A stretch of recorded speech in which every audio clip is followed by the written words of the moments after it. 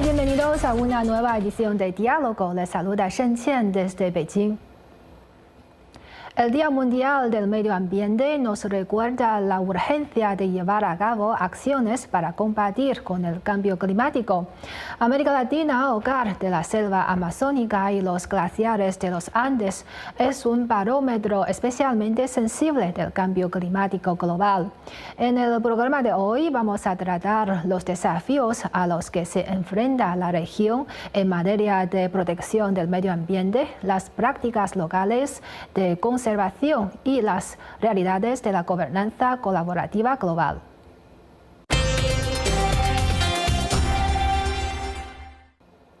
Colombia, hogar de la vasta selva amazónica, es un tesoro mundial de biodiversidad y un sumidero de carbono vital para el planeta.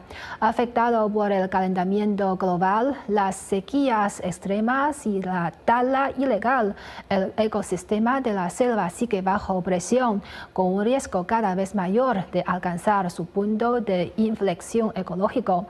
A continuación, adentrémonos en la selva amazónica colombiana para experimentar de primera mano la crisis actual y la dedicación de las comunidades indígenas locales y los expertos en la protección medioambiental.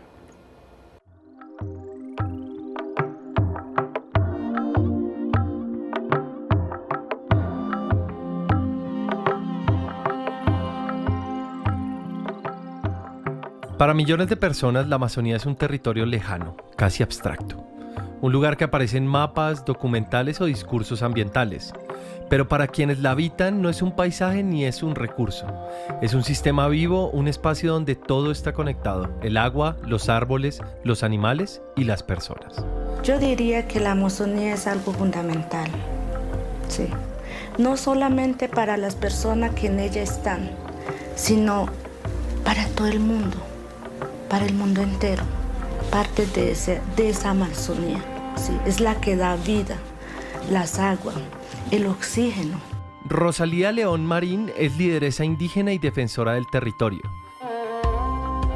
Desde su experiencia ha sido testigo de cómo los cambios ambientales están transformando no solo la selva, sino también la relación entre las comunidades y la naturaleza. ¿Qué significa para ti ser parte de los indígenas? El significado es algo muy fundamental para nosotros, el ser indígena, porque en el territorio los trabajos que nosotros hacemos día a día es siempre cuidar, proteger, ¿sí? Las responsabilidades de los pueblos indígenas es continua, ¿sí? Y hacer parte de ese pueblo es fundamental porque desde la creación, nuestros ancestros nos dejaron unos territorios, nos dejaron el territorio organizado, nos dejaron un sistema de conocimiento, una norma para cumplir, reglas para obedecer. Y eso es lo que nosotros hacemos, cumplimos y de acuerdo a eso lo administramos a través de un sistema de conocimiento. Un equilibrio que durante siglos ha sostenido no solo la vida en la selva, sino también el funcionamiento climático de todo el planeta. Durante años, científicos y organizaciones ambientales han monitoreado las transformaciones que atraviesa la Amazonía. Adriana Rojas trabaja en la Fundación Gaia Amazonas, una fundación que lleva más de 30 años estudiando la Amazonía y ha dedicado gran parte de su investigación a estudiar cómo la deforestación y el cambio climático están alterando uno de los ecosistemas más importantes del planeta. Desde la ciencia, su trabajo busca entender los cambios que hoy enfrenta la selva. ¿Por qué la Amazonía es tan importante para el planeta? Pues la Amazonía es importante por la dimensión que tiene, primero. Son 847 millones de hectáreas, son como 15 veces España, imagínate, es muy grande. Pero además es que como el 75% está en bosque, entonces es muy importante, especialmente porque está cubierta de bosques y hace la regulación climática en la región, pero también impacta en la regulación del planeta, del clima del planeta.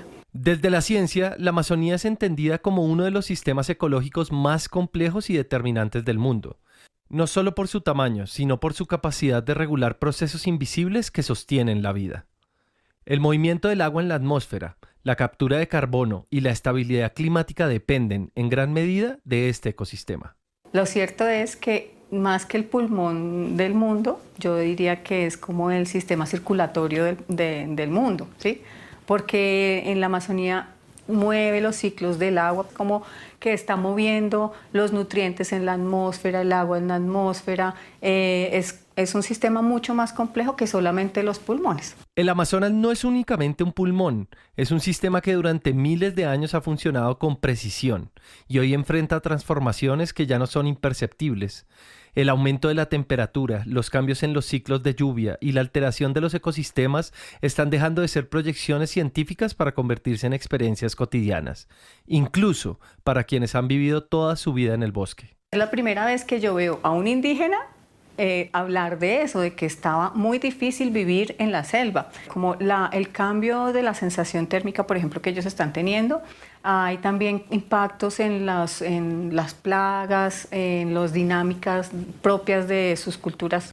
Pero hay un fenómeno aún más preocupante, cambios que no se ven a simple vista, pero que están ocurriendo dentro del bosque mismo, procesos silenciosos que afectan la capacidad del Amazonas de seguir funcionando como un regulador climático. El carbono almacenado, que es los árboles que están en la Amazonía, se está perdiendo, ¿sí? Se está perdiendo en su gran mayoría por la deforestación. Pero lo preocupante es que hay zonas donde no hay deforestación que también están perdiendo carbono almacenado. Y hicimos el análisis, qué era lo que estaba pasando, y resulta que ese carbono que se está perdiendo, no por deforestación, está haciendo en los bosques inundables de la Amazonía, que está resguardada por los pueblos indígenas. Eso es un indicador de que hay un impacto en los árboles de la Amazonía que no estamos detectando porque estamos girando toda la atención a la deforestación. Pero sí estamos perdiendo carbono, no por deforestación, sino más por, eso se llama como un estrés hídrico que pueden estar sufriendo los árboles o alguna determinada especie en esos bosques inundables. Es preocupante. Puede ser una larva del mencionado punto de no retorno.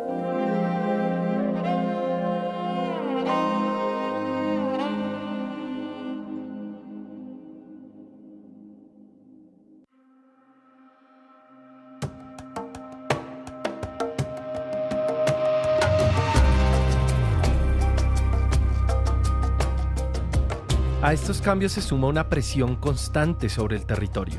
La deforestación continúa avanzando, impulsada por dinámicas económicas que muchas veces no son visibles, pero que transforman el bosque de manera irreversible. Desde la apertura de tierras hasta la expansión de actividades productivas, el impacto humano se extiende a lo largo y ancho de toda la región amazónica. ¿Cuáles son las principales causas de la deforestación en la Amazonía? Pues en Colombia la principal causa es la ganadería extensiva, ¿sí? Pero llamamos la ganadería extensiva sin que eso sea en realidad una actividad económica en sí misma. Entonces hay como unos motores tras esa motor de la ganadería extensiva, y es como el mecanismo de apropiación de la tierra, ¿sí? De abrir tierra para que después pueda ser titulada o apropiada por unos particulares con unos intereses, digamos, locales, unas mafias o élites locales. Pero más allá de las cifras, los mapas y los modelos científicos, la crisis del Amazonas tiene una dimensión profundamente humana. Para los pueblos indígenas, estos cambios no son indicadores ni estadísticas, son alteraciones directas en su forma de vivir, en sus ciclos, en su relación con el territorio. Una transformación que afecta no solo el entorno, sino también su cultura. ¿Qué cambios has visto, pero en la selva, en el paso del tiempo dentro de tu territorio? Ha habido cambio. Sí. La deforestación. Hay territorio que cuenta con la deforestación. Los proyectos que vienen del Estado, sí. Las ganaderías, muchas veces. Hacer esa deforestación hace que el mundo cambie, hace que el clima cambie. Sí. Y los ríos contaminados, los peces contaminados, el agua, el alimento envenenado, es difícil. Sí. Eso va en contra de la vida. El verano ya no es igual. Hay más invierno que el verano. Muchas veces el verano llega con un calor ardiente, como que le quema la piel. Lo que está en riesgo no es únicamente la biodiversidad del Amazonas, también lo está el conocimiento ancestral que ha permitido sostener ese equilibrio durante generaciones. Un sistema basado en la conexión entre el ser humano y la naturaleza que hoy comienza a debilitarse. ha habido como un desequilibrio. Si nosotros, o si hay daño, una deforestación, o hay una extracción minera, ya no funciona ese sistema de conocimiento, se debilita. Por más que ellos hagan curación, no le da como ese efecto, ¿sí?, de curar, de sanar. Para muchas comunidades indígenas, la relación con la Amazonía no se limita únicamente a conservar el territorio. También implica sanar los desequilibrios que afectan la selva, los ríos y a quienes viven en ellos. Una visión en la que la naturaleza no es vista como algo separado del ser humano, sino como un sistema vivo que también necesita cuidado, protección y curación. Saben cuándo deben abrir nueva chacra, cuándo deben sembrar, cuándo viene una plaga, cuándo no. Y eso marca sus rituales también. Entonces hemos visto, por ejemplo, en los últimos años cómo unas comunidades no han podido hacer unos rituales porque no fructificó el chontaduro, por decirte algún ejemplo, ¿sí? Y eso claramente impacta sus momentos de curación, las ritualidades que con eso están asociadas. Entonces, si no curaron, no pueden sembrar, y si no sembraron, pues no pueden cosechar, y entonces eso va desregulando. Aunque la ciencia y el conocimiento ancestral parten de lugares distintos, ambos coinciden en una misma preocupación. Los cambios que hoy enfrenta la Amazonía no siempre ocurren de manera visible o inmediata. Muchos de los impactos más profundos avanzan lentamente, acumulándose con el tiempo hasta alterar el equilibrio del ecosistema de formas que podrían llegar a ser irreversibles. Y precisamente ahí hay como algo que dicen como el peligro silencioso, porque no es como una diabetes que tú tuvieras, ¿sí? Que no te da como pone el golpe no, sino es suavecito, suavecito, suavecito, y va generando. Pero va a llegar un momento en que en realidad vamos a ver unos cambios dramáticos que ya no vamos a poder dar vuelta atrás. Por eso es importante hacer conciencia de eso y empezar a llamar la atención, a hacer lo que nuevamente desde nuestro rol podamos. A pesar de este escenario, aún existen caminos posibles. Desde la ciencia, el monitoreo y la información permiten entender mejor la magnitud del problema. Y desde los territorios, las comunidades continúan defendiendo una forma de vida basada en el equilibrio. Dos visiones distintas que coinciden con una misma urgencia: actuar antes de que sea demasiado tarde. Soy optimista porque creo que somos cada vez más los interesados en que esto tenga un cambio, ¿sí? En Colombia, por ejemplo, y es algo que me llena como de orgullo decir que somos el primer país que reconocemos el gobierno a los pueblos indígenas, que ellos mismos se gobiernen como lo hace un municipio, ¿sí? Ellos eligen su modo de gobernar su territorio sin necesidad que haya una intervención de otras personas. Eso me da una luz de esperanza, ¿sí? No es solamente pues reconocerles una tierra y ya, sino es ya un paso adicional, que es reconocerles el gobierno sobre ese territorio. Frente a la complejidad del problema, una de las herramientas más importantes para proteger la Amazonía hoy es la información. Durante décadas, gran parte de este territorio fue desconocido incluso para los propios estados. Pero en sus últimos años, el desarrollo de sistemas de monitoreo ha permitido observar en tiempo real lo que está ocurriendo en la selva. Iniciativas como MapBiomas buscan cerrar esta brecha, facilitando el acceso a datos, visualizaciones y alertas que permiten entender no solo dónde ocurre la deforestación, sino también cómo y por qué sucede. El objetivo no es solo registrar el daño, sino acortar la distancia entre la información y la acción. Lo que hacemos con MapBiomas Alerta es como si tú pudieras ir en un sobrevuelo de baja altura y ver qué es lo que está pasando en cada uno de esos lugares. Tú, sin necesidad de moverte de tu casa en un computador, puedes llegar y ver en una zona que sea de tu interés cuántos lugares fueron afectados por la deforestación, ver la magnitud de cada uno, la forma, que también te indica muchas cosas, ¿sí? Es diferente la forma que tiene una apertura de un camino que es delgada y larga a un potrero que se está abriendo para vacas, pues que tiene una forma irregular, o un cultivo, por ejemplo, de agroindustrial que pues tiene una forma cuadrada. Entonces eso ya te va dando a ti herramientas para interpretar y entender en realidad la complejidad de la deforestación en algún lugar. La Amazonía no es un territorio aislado, es un sistema del que depende el clima, el agua y la vida misma en el planeta. Lo que ocurra aquí no se queda aquí, y las decisiones que se tomen hoy definirán el futuro de generaciones enteras. El mundo tiene que entender que nosotros dependemos de la Amazonía, que el mundo entero depende de la Amazonía y no podemos seguir destruyendo la Amazonía porque nosotros hacemos parte de la Amazonía, no solamente los pueblos indígenas, sino el mundo entero, y eso lo deben entender. Los glaciares tropicales de la cordillera de los Andes son las reservas naturales de agua de las que dependen las tierras altas peruanas, alimentando a millones de personas y al ecosistema costero. Bajo el impacto continuo del cambio climático, los glaciares andinos retroceden y se derriten a un ritmo acelerado, lo que provoca desastres frecuentes y representa un grave desafío para la seguridad hídrica y el sustento de la población. Nos adentramos ahora en los Andes peruanos para ser testigos de primera mano de la crisis del deshielo glaciar y de los esfuerzos de protección ecológica. El corazón blanco de la cordillera de los Andes se apaga de forma dramática. El mal que padece es irreversible y sus consecuencias podrían terminar por desvanecer los nevados de la sierra peruana, una zona que alberga el 68% de los glaciares tropicales del mundo, gigantes de hielo únicos que hoy actúan como el termómetro más crudo de la crisis climática global. La comunidad científica del Perú reveló que en las últimas 6 décadas el país ha perdido más del 56% de toda su superficie glaciar. Más de 1.500 colosos de hielo simplemente han desaparecido. La crisis avanza de forma alarmante en distintas regiones.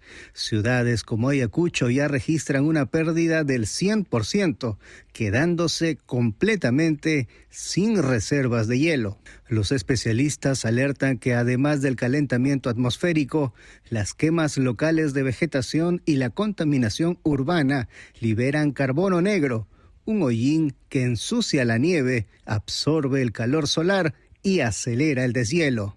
Esta pérdida masiva no solo golpea la seguridad hídrica de millones de personas y la agricultura andina, sino que también representa una amenaza inminente para los valles bajos. El riesgo es latente. Actualmente existen 528 lagunas con peligro de desborde por avalanchas. Para enfrentar esta amenaza, el Instituto Nacional de Investigación en Glaciares y Ecosistemas de Montaña, INAIGEM, monitorea el comportamiento del deshielo desde su Centro Nacional de Monitoreo en Huaraz.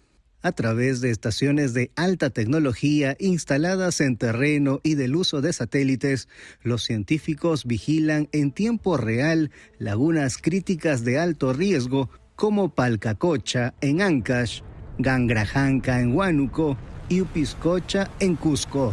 El trabajo de los científicos también se concentra en controlar el drenaje ácido de roca generado por el deshielo de la cordillera. Para ello desarrollan soluciones basadas en la fitorremediación e identifican organismos que habitan estas zonas altoandinas y que poseen cualidades extraordinarias para soportar entornos tóxicos, una posible respuesta para mitigar el problema. La generación de datos científicos es clave para anticipar catástrofes y proteger vidas humanas. Aunque la alarma se encendió hace décadas, los Andes peruanos siguen luchando contra el reloj. Bien, le damos la bienvenida a Luzmila Dávila, ingeniera del INAIGEM. Muchas gracias por concedernos esta entrevista y quisiera que nos explique por qué el Perú es tan importante en el estudio del cambio climático. Aquí, en este país, tenemos el 68% de glaciares tropicales. Explíquenos en qué consiste este tipo de glaciares y por qué son tan importantes y vulnerables. La ubicación del Perú entre el trópico del Cáncer y del Capricornio hace que realmente tengan condiciones muy especiales, súper sensibles a lo que acontece con el cambio climático, el calentamiento, mayores temperaturas o menores precipitaciones, ¿no? Entonces, las condiciones para que un glaciar esté, digamos, en equilibrio, tienen que ser tan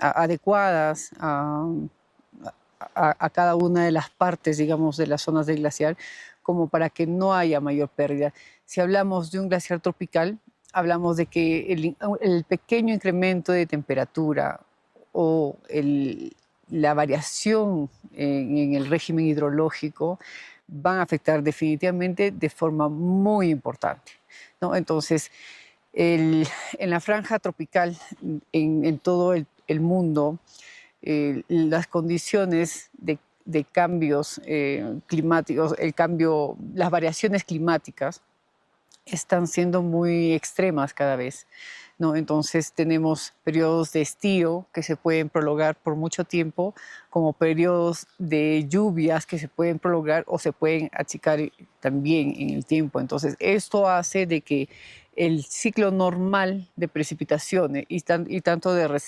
recibir, digamos, radiación solar, sean diferentes en los glaciares, ¿no? Entonces tenemos, por ejemplo, mayor lluvia líquida sobre los glaciares, y esto hace que, al ser un elemento termorregulador, el agua, genera mayor derretimiento de los glaciares, mayor fusión. Nosotros concentramos cerca del 68% de glaciares solo en los trópicos, ¿no?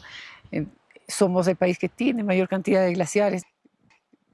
La cantidad importante de glaciares en la región sudamericana lo tenemos nosotros. Entonces, no solamente es esta estadística de saber cuántos glaciares tenemos, sino la responsabilidad de poder conservar los recursos que provienen de nuestros glaciares, ¿no? Hay más de 4 millones de peruanos que utilizan el agua directamente de los glaciares.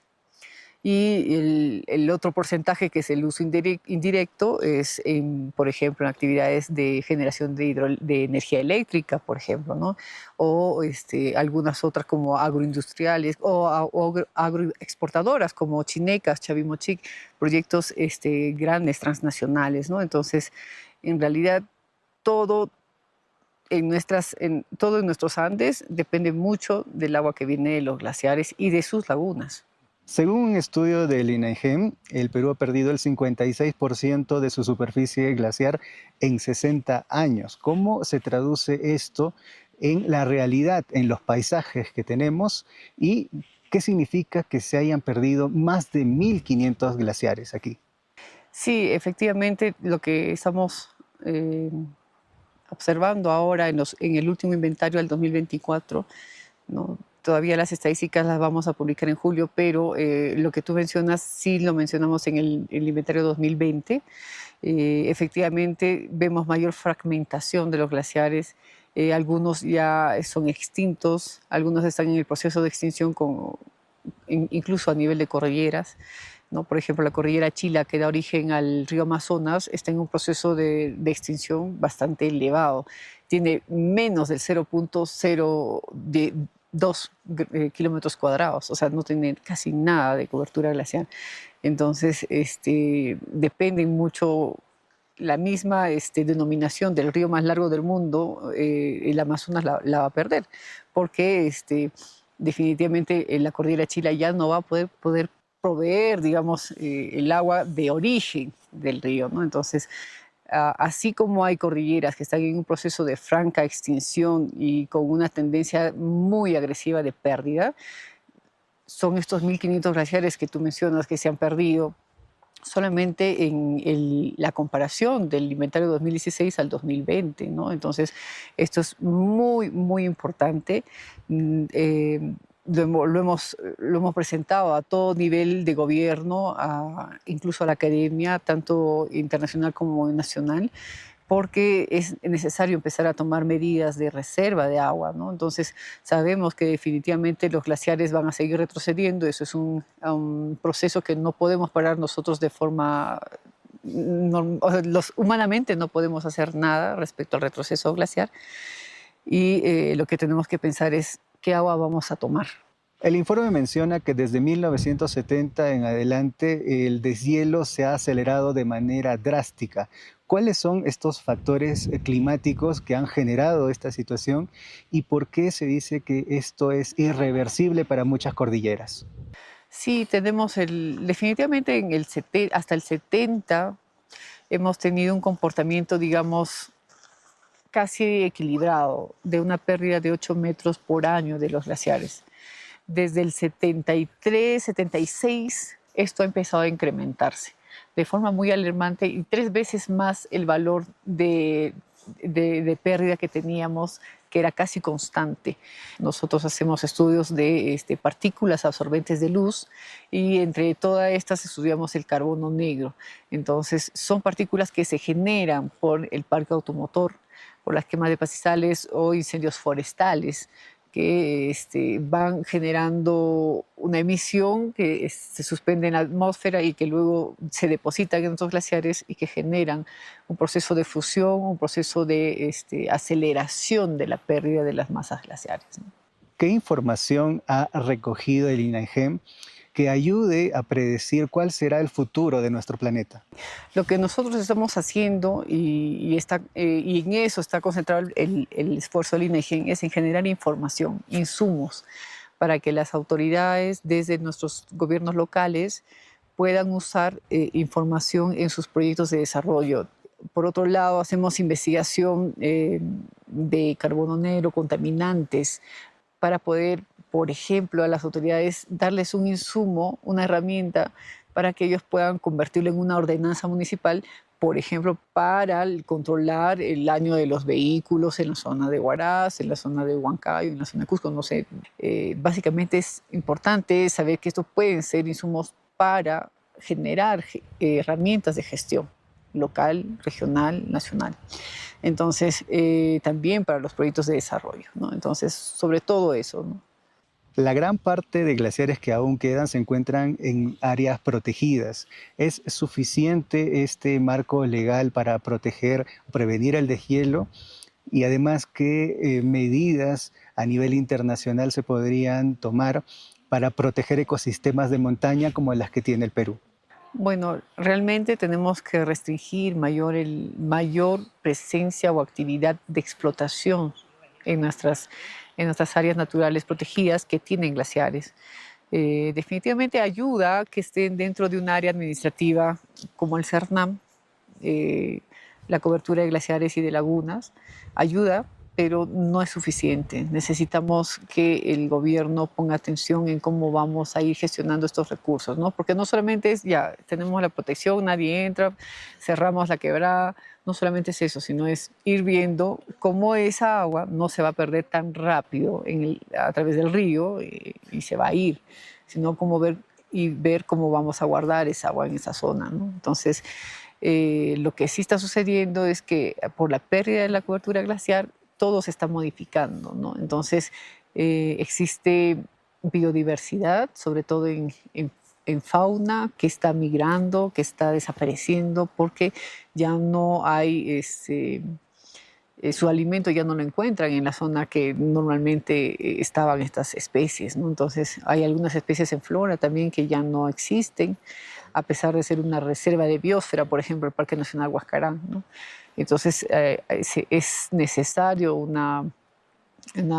tomar medidas respecto a la conservación de nuestros recursos, ¿no?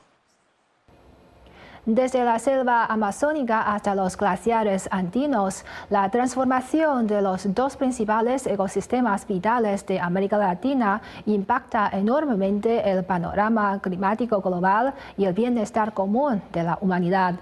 Proteger las selvas tropicales y preservar los glaciares requiere no solo los esfuerzos continuos de los países latinoamericanos y el firme compromiso de las comunidades locales, sino también la colaboración de la comunidad internacional para cumplir con sus compromisos climáticos, proteger conjuntamente nuestro hogar ecológico y construir un futuro próspero donde la humanidad y la naturaleza coexistan en armonía. Así concluimos esta edición de Diálogo. Gracias por su confianza y hasta la próxima.